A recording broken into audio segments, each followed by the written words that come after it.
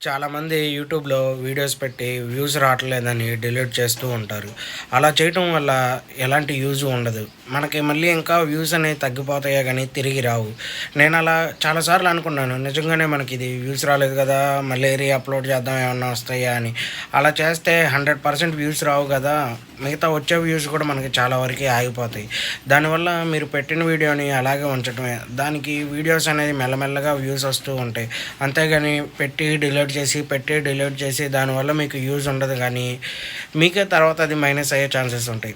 దానివల్ల మీరేదన్నా వీడియో చేసి పెట్టేసినప్పుడు ఇంక దాని గురించి మర్చిపోండి. అవి వ్యూస్ రాని, రాకపోని అలా అనుకుంటే నాకు చాలా వీడియోస్‌కి వ్యూస్ అనేవి రాలే. ఇంకా మీరు చూస్తే అది అలాగే ఉంచాను గానీ డిలీట్ అయితే చేయలేదు. ఎందుకంటే చేసి మళ్ళీ అప్‌లోడ్ చేసినా అదే కంటెంట్ గదా! దానికి ఎందుకు వ్యూస్ వస్తాయి? రావు.